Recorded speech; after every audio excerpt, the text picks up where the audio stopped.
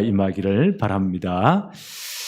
가끔 한번 이 뉴스 보면 이 광화문 경복궁 바로 앞에 큰 길이 광화문이죠.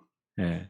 그 보면 뭐 하여튼 행사할 때마다 열받치는 분들이 어떤 때는 또 촛불을 들고 나오기도 하고 또 어떤 분들은 태극기도 들고 나오기도 하고 세계적으로 유명한 거리예요. 그게 광화문 광장이라고 해요. 거기에 제가 이제 그때 가면서 큰 두 분의 동상이 거기에 있죠. 여러분 다 알죠? 예, 제일 앞에 있는 분이 세종대왕이에요. 한 250m 뒤에 이순신 장군의 동상이 거기에 서 있어요. 무슨 의미일까요? 2조 500년부터 지금 근대사까지 지금까지 이 나라 역사에 가장 영향을 끼친 분이 바로 이분들이다. 그런 의미가 있는 것 같아요. 예.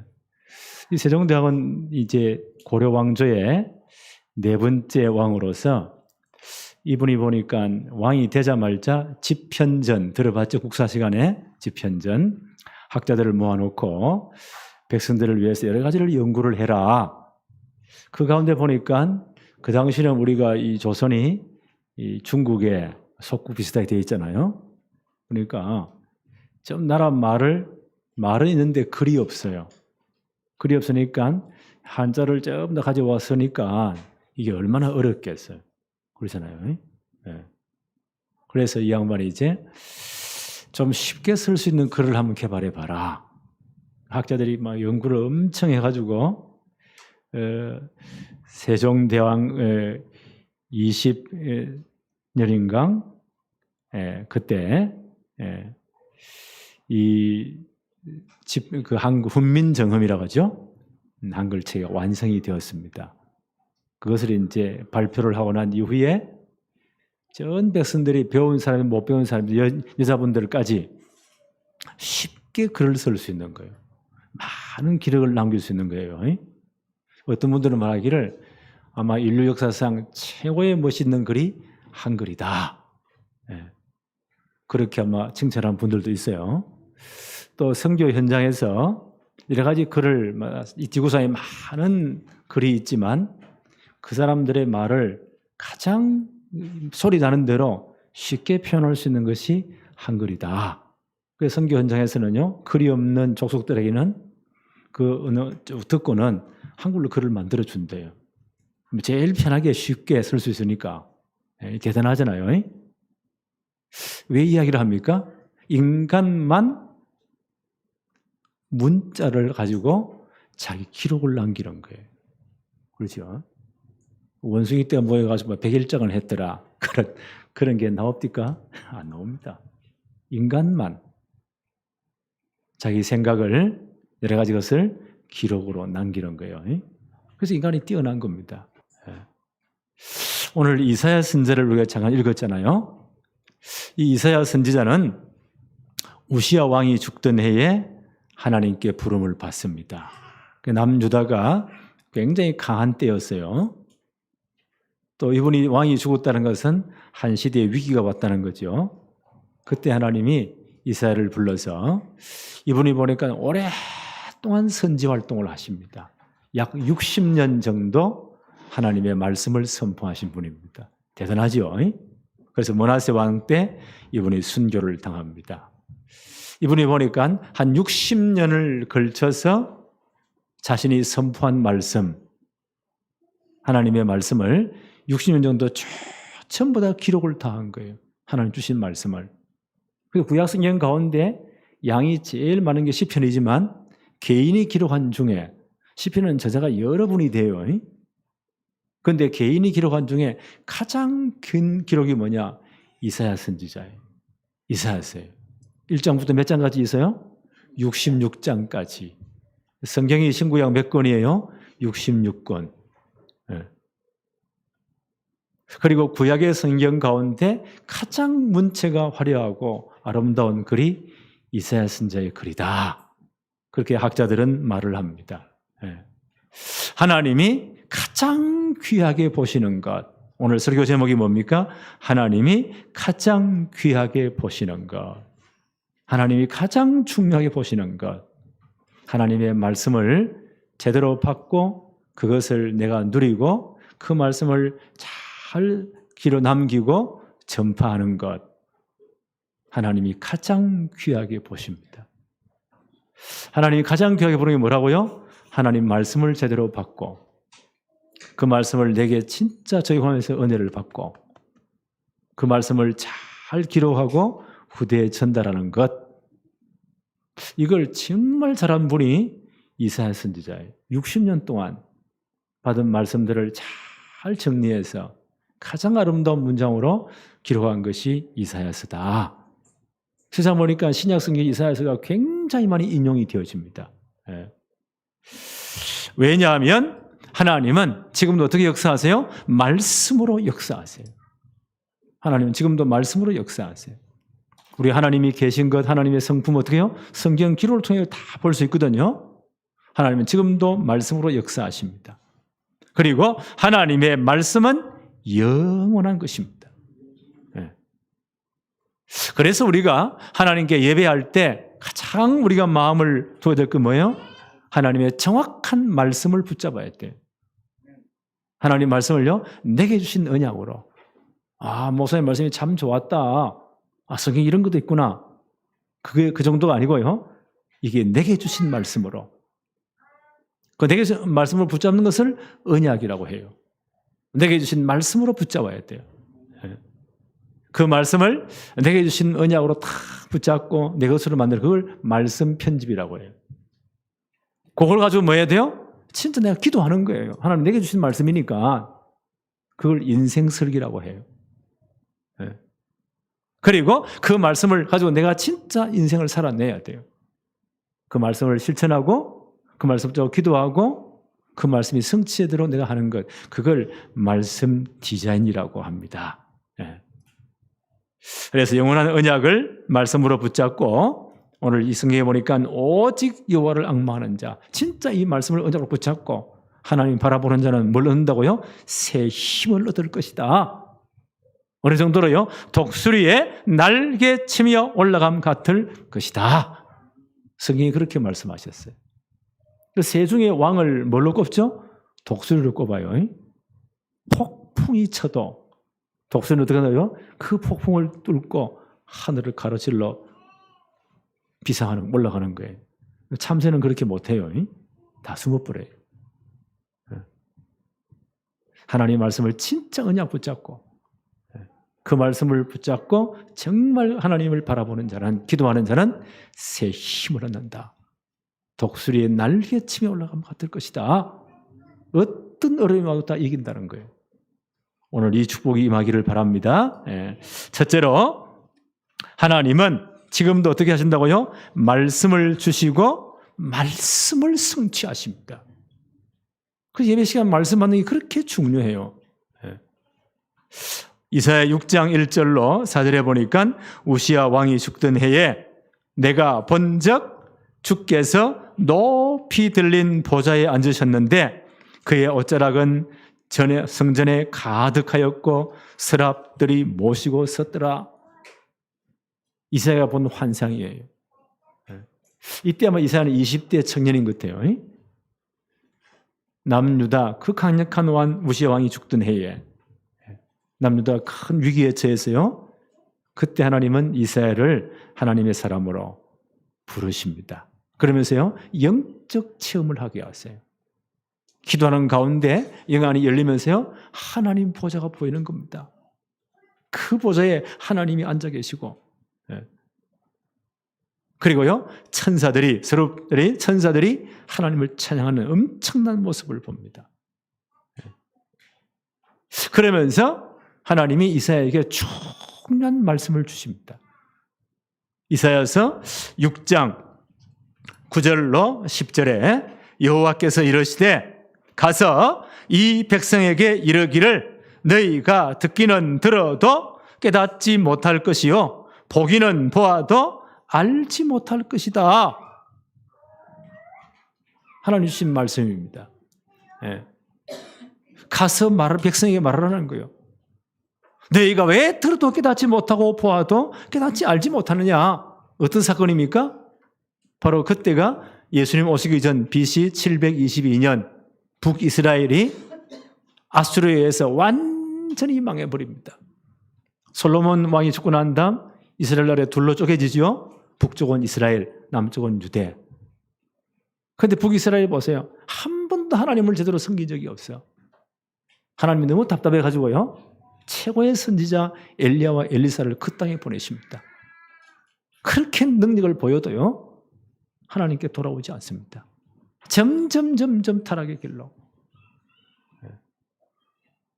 하나님은 이방인을 몽둥이로 사용해서 아수르를 사용해가지고 북이스라엘을 완전히 박살냅니다. 그게 BC 722년이에요.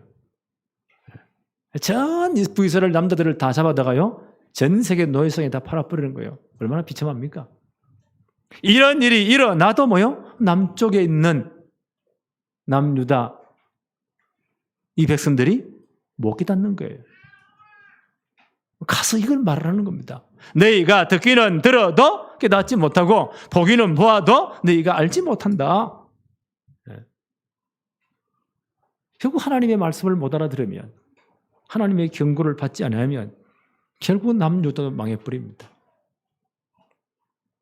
그래서 이렇게 말하라고 합니다. 이사야 6장 11절로 12절에 내가 이르되 주여 어느 때까지니까 주께서 대답하시되 성읍들은 황폐하여 주민들이 없으며 가옥들에는 사람이 없고 이 토지는 황폐하게 되며 여호와께서 사람들을 멀리 옮기셔서 이 땅 가운데 황폐한 곳이 많을 때까지니라. 너희들이 결국 못 깨달으면 남쪽 유다 사람들이 결국 하나님을 하는 경고를 무시하면 너희도 망할 것이다. 어느 정도로 망한다고요? 성읍들의 사람들이 다 피해볼 것이다. 다 잡혀간다는 거예요. 그 도시들은 황폐하게 될 것이다. 이 일이 언제 일어납니까? 북이스라엘 망한 다음 136년 뒤에 남쪽 나라 유다도요.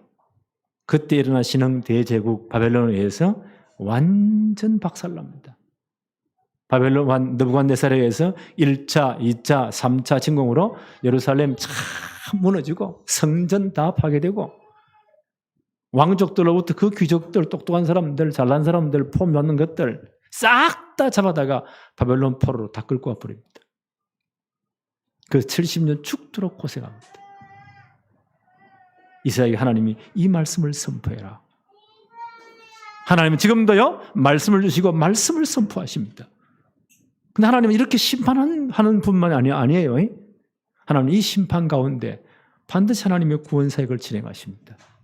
이사야 6장 13절에 그 중에 10분의 1이 아직 남아있을지라도 이것도 황폐하게 될 것이다. 남유다가 앞으로 철저히 망한다는 거예요. 하나님의 말씀 언약 떠나면 망할 수밖에 없습니다. 10분의 1이 남아있을지라도 이것도 황폐하게 될 것이나 밤나무 상수리 나무가 배임을 당하여도 그 거루터기는 남아있는 것 같이 거룩한 시가 이 땅에 거루터기니라 하시더라. 하나님이 그 멸망 가운데 누구를요? 거루터기를 남겨놓겠다는 거예요. 산에 나무를 싹 다 베어도 밑둥치 있지요? 그게 거루터기예요. 그걸 남기겠다는 거예요. 거기서 사기 올라와서 다시 숲을 이루겠다. 하나님 이렇게 회복하시겠다는 겁니다. 하나님 이 엄청난 끔찍한 사건이 일어나기 전에 136년 전에 이사야에게 지금 이 말씀을 하십니다. 이사야가 이 말씀을 다 받고 기록으로 남긴 거예요. 그리고 후대에 전달한 거예요. 이 말씀대로요. 이 남유다가 망할 때 그때 눈물로 하나님의 말씀을 외친 선지자가 누굽니까? 눈물의 선지자 예레미야예요. 이 양반은 유다 나라가 망할 모습을 자기 눈으로 전부 다 봤어요. 그런 앞을 보면서요. 너무너무 안타까워서 눈물로 하나님의 말씀을 선포한 분이 예레미야 선지자입니다. 예레미야 이렇게 하나님 말씀을 받아 전달합니다. 예레미야 50장 17절로 20절에 이스라엘은 흩어진 양이라. 양떼가 목자 없이 흩어졌다. 언제 죽을지 몰라요. 흩어진 양떼들과 같다. 사자들이 그를 따르는도다. 사자가 양떼를 따르면 어떻게 하겠어요? 다 잡혀 먹겠죠? 처음에는 아수르 왕이 먹었고, 그렇죠. 북이스라엘이 아수르에서 완전히 박살난 망해버린 겁니다. 다음에는 바벨론의 느부갓네살 왕이 그의 뼈를 끄도다. 남유다가 보세요. 바벨론에서 완전히 지금 망하는 겁니다. 그러므로 여호와 만군의 여호와 이스라엘의 하나님이 이와 같이 말하노라. 보라, 내가 아수르 왕을 벌한 것 같이 바벨론 왕과 그 땅을 벌하고 이스라엘을 다시 그의 목장으로 돌아가게 하리라. 남유다가 망할 때 예레미야를 통해 하신 말씀입니다. 하나님은 다시 회복하시는데 아수르를 벌한 것 같이 바벨론도 하나님이 징계하시겠다는 거예요. 그리고 다시 그들을 돌아오게 할 것이다. 하나님 먼저 말씀을 주십니다. 그래서 바벨론 포로로 잡혀갈 때요, 진짜 신앙 있는 분들이 이 말씀을 붙잡은 거예요. 바벨론에 가서 70년 동안 어떻게 합니까? 거기서 하나님 말씀을 진짜 회개하면 하나님의 때를 기다린 거예요. 그 말씀을 언약으로 붙잡은 사람들만 돌아옵니다. 역사는 이렇게 기록해요. 이 역사를 기록한 역대하 36장 22절 23절에 이렇게 기록을 합니다. 그때 역사를 바사의 고레스 왕 원년에 여호와께서 예레미야의 입으로 하신 말씀을 이루시려고, 그렇죠. 하나님은 반드시 말씀을 주시고 그 말씀을 성취해 가세요. 그 역사는 이렇게 기록합니다. 바사왕 고레스 원년에 여호와께서 예레미야의 입으로 하신 말씀을 이루시려고 여호와께서 바사의 고레스 왕 마음을 감동시키시면서 70년 포로 시간이 거의 끝났어요. 그 강한 바벨론이 망해버립니다. 어떤 제국이 들어서죠? 세계사에 페르시아 제국, 성경에는 메데바사라고 있어요. 페르시아 제국이 들었습니다. 그때 왕이 고레스라는 왕입니다. 하나님이 그 왕의 마음을 감동시키는 거예요. 뭐 때문에요? 예레미야를 통해 주신 말씀을 이루시려고. 그 왕의 이방 왕의 마음을 감동시키는 거예요. 그래서 이제 법을 공포합니다. 유다에서 잡혀온 모든 유대인들은 다 돌아가도 좋다. 돌아가서 너희들이 원래 섬기는 하나님 그 성전을 새로 건축하고 나를 위해 기도해 달라. 70년 전 바벨론에서 빼앗아 온 것들, 성전에 있는 모든 기구들 다 가져가라. 돈도 줄게. 가서 하나님의 성전을 다시 수축하고 하나님께 예배 회복하고 나를 위해 기도해 달라. 성경 뭐라고 기록되어 있죠? 여호와께서 예레미야를 통해서 하신 말씀을 이루시려고 페르시아 제국의 왕 고레스 왕의 마음을 감동시키셨다. 하나님은 말씀을 주시고 그 말씀을 지금도 성취해 가십니다. 그래서 두 번째 한번 보세요. 하나님이 가장 중요하게 보시는 것, 우리가 하나님의 말씀을 언약으로 제대로 붙잡아야 돼요. 그리고 그 말씀을 진짜 내가 말씀 성취 축복을 누려야 돼요. 그리고 그 말씀을 제대로 전달해 줘야 돼요. 하나님이 가장 귀하게 보시는 것. 이 사역을 구약의 선지자 가운데 가장 잘한 분이 누구냐? 이사야 선지자입니다. 60년 동안 보세요. 받은 말씀들을 전부 다 언약으로 붙잡고 그걸 다 기록한 겁니다. 그걸 구대에 전달한 거예요. 이사야가 받은 말씀 한번 볼까요? 이사야 40장 1절 2절에 너희의 하나님이 이러시되, 하나님 이렇게 말씀하셨다는 거예요. 받은 말씀을 지금 전달하는 겁니다.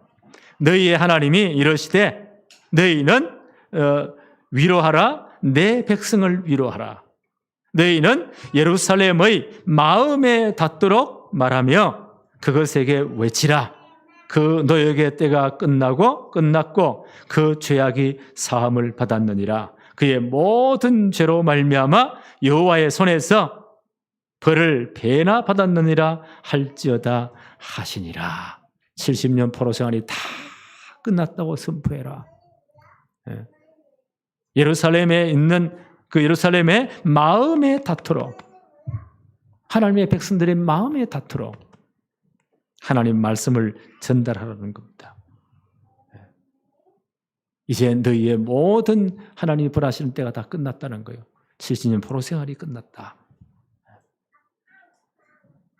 바로 이 말씀은요, 이사야가 이 말씀을 선포한 다음 약 200년 후에 그들이 바벨론에서 돌아오거든요.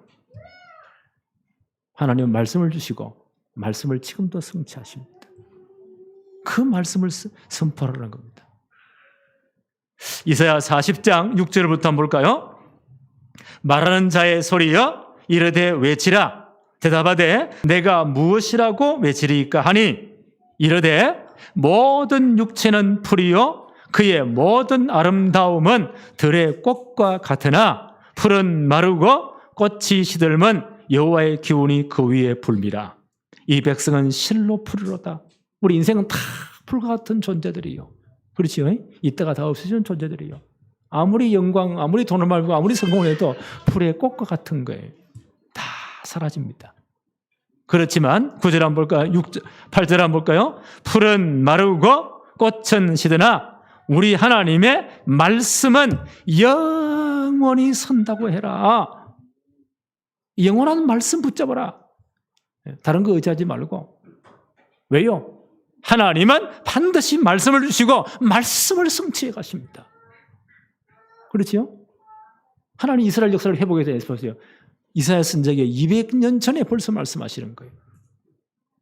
예레미야 선지자는요 70년 전에 이루어질 말씀을 미리 말씀하시는 거예요. 그리고 이 말씀을 제대로 붙잡아라는 겁니다. 이 말씀을 진짜 내 언약 붙잡고 기도하라는 거예요. 하나님은 그 말씀을 이루실 것이다. 풀은 마르고 꽃은 시들지만 우리 인생은 다 시듭니다. 우리가 의지하던 것 전부 다 시들어 버립니다. 그러나 나 여호와의 말씀은 영원하다고 선포해라.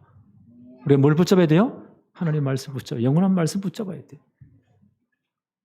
영원하신 하나님은 말씀을 주시고 말씀을 성취해 가십니다. 9절부터 한번 볼까요?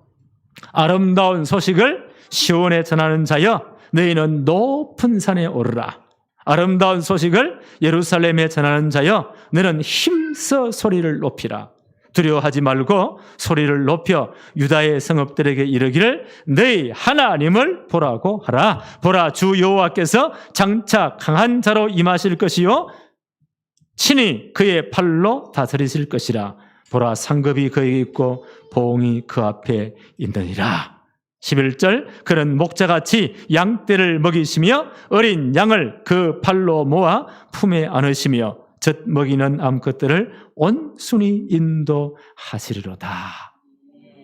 그들이 포로 생활을 다 마치고 돌아올 것이다. 하나님 이 모든 것을 남은 자를 통해서 회복하실 것이다. 이 말씀을 높은 산에서 외치라는 겁니다. 이사야 보세요. 이 받은 모든 말씀들을 언약으로 붙잡고 그걸 기록하고 남긴 겁니다.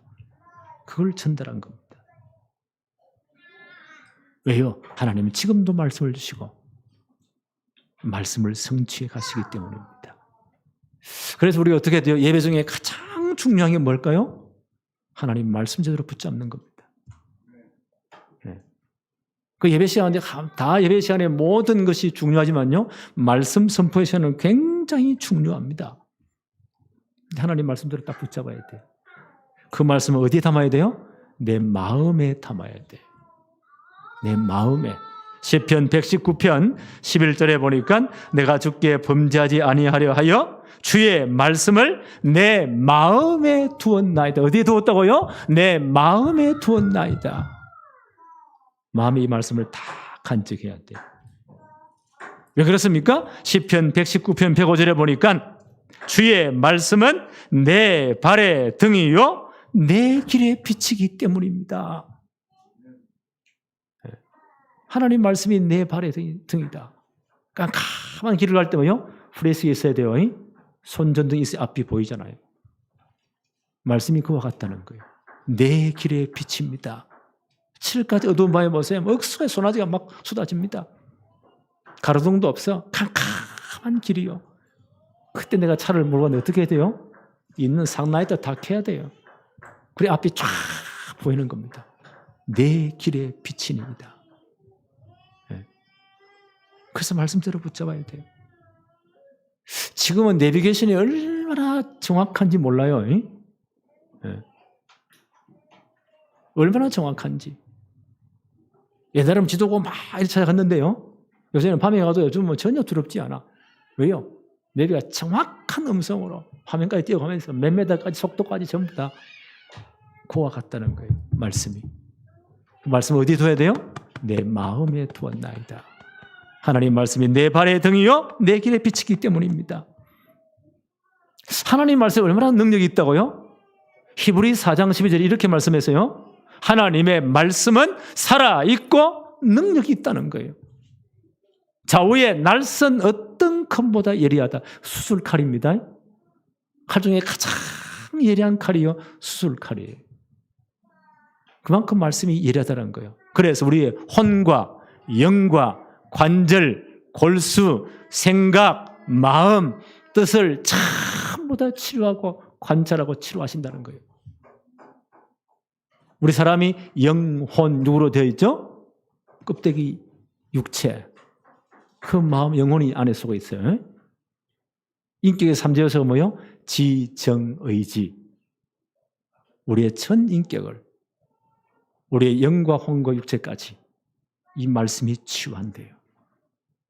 그래서 말씀 진짜 받고 은혜 받을 때요, 우리가 치유되는 겁니다. 이런 간증 많이 들어봤죠? 어떤 분이 고질적인 병이 있는데 병원에 아무리 가도 안 되는데 히브리 어느 날 말씀 받다가요, 진짜 말씀의 은혜를 체험하고 성령이 역사하시니까 어느 순간 나와버렸다는 거예요.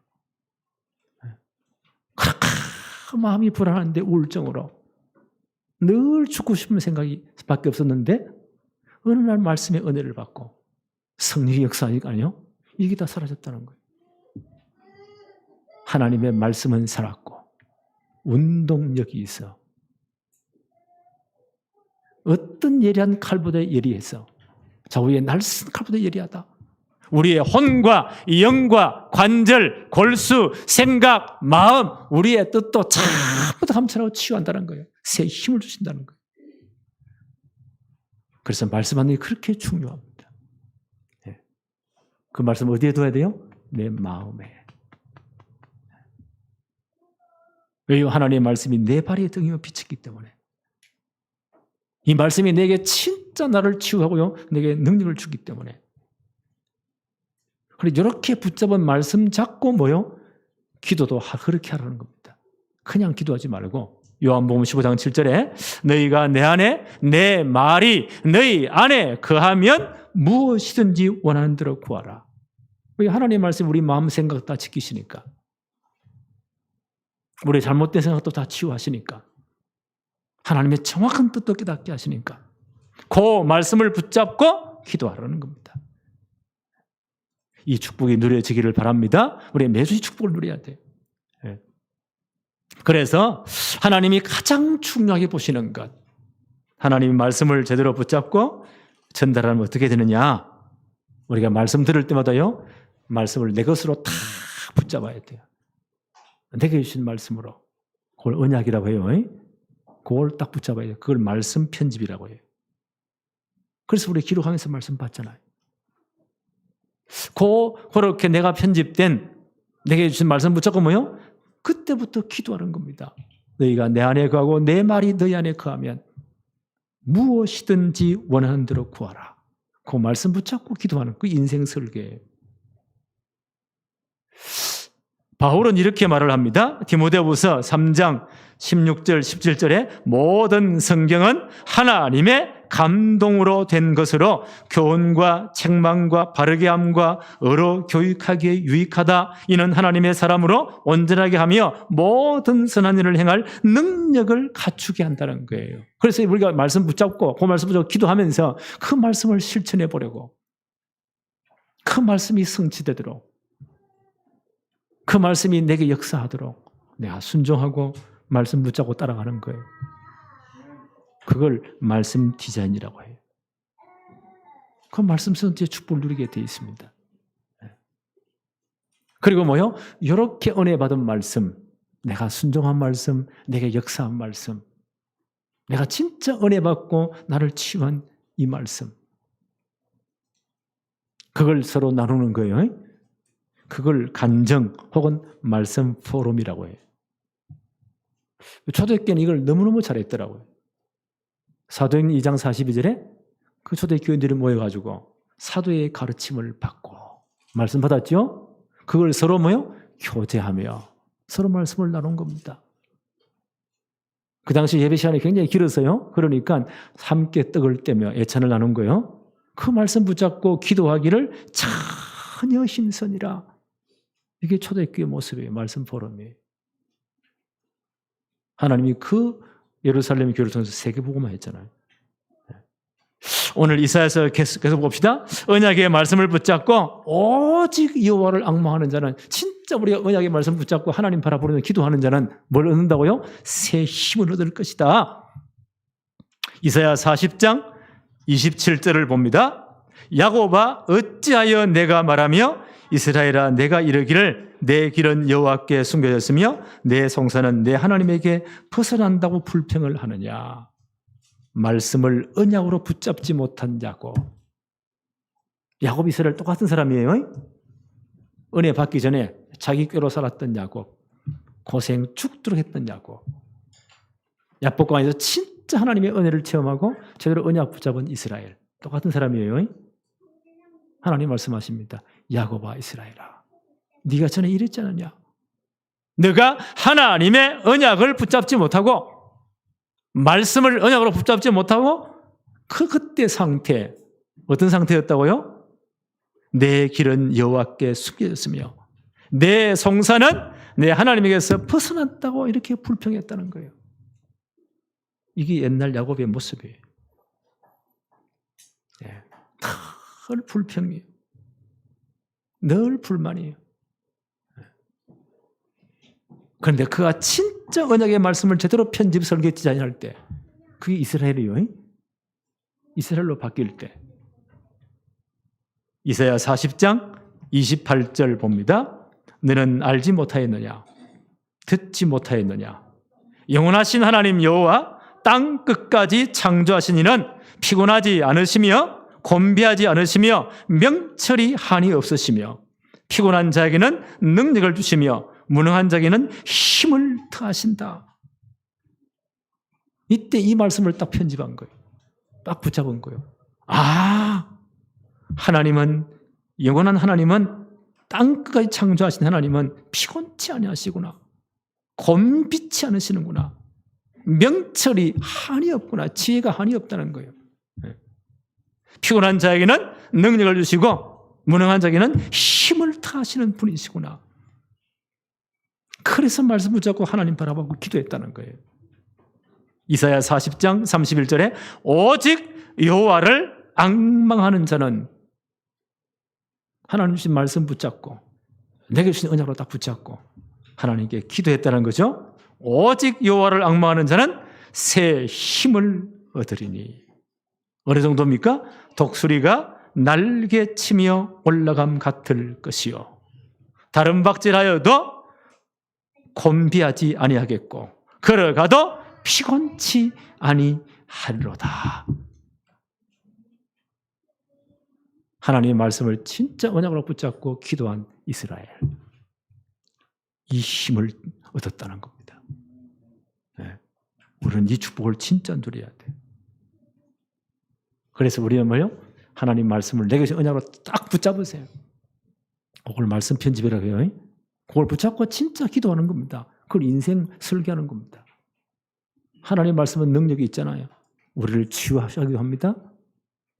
우리의 영과 혼과 관절, 골수까지, 생각, 마음, 뜻까지 하나님은 치유하시는, 말씀은 치유하시는 거예요. 힘을 주시는 거예요. 그 말씀이 얼마나 능력이 있습니까? 네. 하나님의 사람으로 온전케 하며 모든 선한 일을 행할 능력을 갖추게 한다는 겁니다. 그래서 이 말씀을 진짜 하나님 바라보면 새 힘을 얻는다. 독수리가 날개치며 올라가면 같을 것이다. 폭풍이 와도 세중의 왕 독수리는요, 그 폭풍을 뚫고 나가는 겁니다. 창공을 나르는 겁니다. 걸어가도 뛰어가도 피곤치 아니하리로다. 오늘 이 축복이 회복되어지기를 바랍니다. 우리 이 보좌의 축복이 우리에게 있잖아요. 우리의 배경이. 하나님의 능력은 시공간 초월이에요. 그렇죠? 우리는 이 축복받고 앞으로 237 나라 전체에 빈 곳에 복음 증거해야 돼요.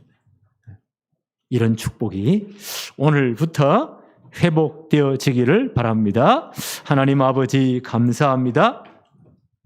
오늘도 최고의 은혜를 주시며 예배의 이 축복을 누리게 하심을 너무 감사합니다.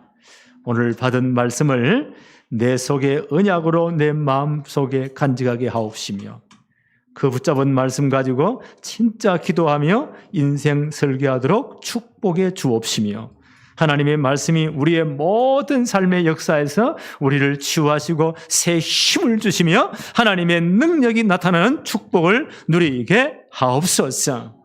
이제 우리가 독수리의 날개치며 올라감 같은 이 힘을 얻도록 하나님이 역사하여 주옵소서. 어떤 상황에도 승리하도록 축복해 주옵소서.